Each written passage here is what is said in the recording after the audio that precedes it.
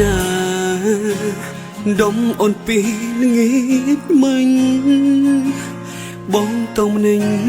ពេលបានឃើញច្បាស់នឹងនេត្រាដៃអោងសង្ឃភាពមិនធម្មតារបៀបជាសង្សារដែលកំពុងស្រលាញ់គ្នាចង់ហៅតែបារម្ភអូនខ្មាំងតាមដល់ផ្ទះឃើញគេថាអូនហើយក៏លីមិនចង់បងកាត់រឿងឆ្លូគ្នាតែហូរហើយពុំងាលួចលាមានស្នេហ៍ក្រៅឆាម៉ូតូគេសេរីថ្មីវាសនាខ្ញុំហើយអោម៉ូតូចាំង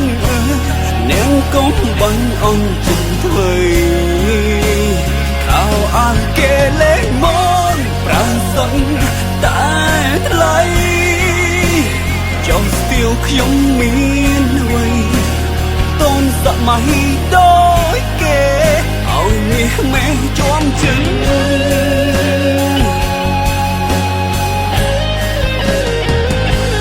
ស៊ូអូនព្រោះចង់លឺពីងពិនតែនៅក្នុងចិត្តវាប្រេះស្រាំរត់ទៅហើយបងដឹងស្ទាវបងអត់នៅឡើយបើអូនមានថ្មីហើយចុងក្រោយបងសុំស្រែកយំបងទូចគេសេរីថ្មីវាសនាខ្ញុំហើយអោម៉ូតូចាំងនាងកុំបាញ់អូនជិនធ្វើខោអានគេលេងមកប្រាំសឹងតែ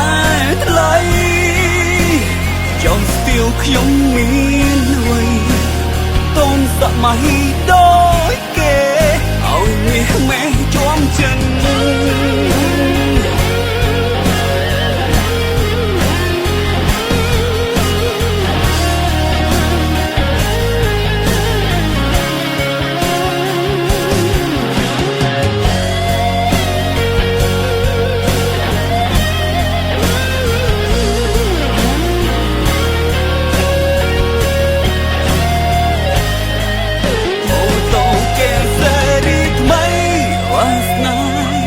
ខ្ញុំហើ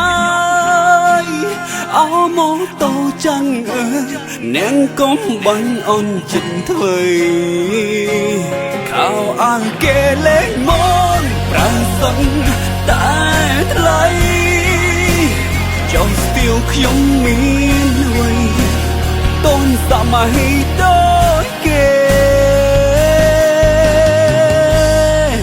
ឲ្យមាសមេជាប់ជិន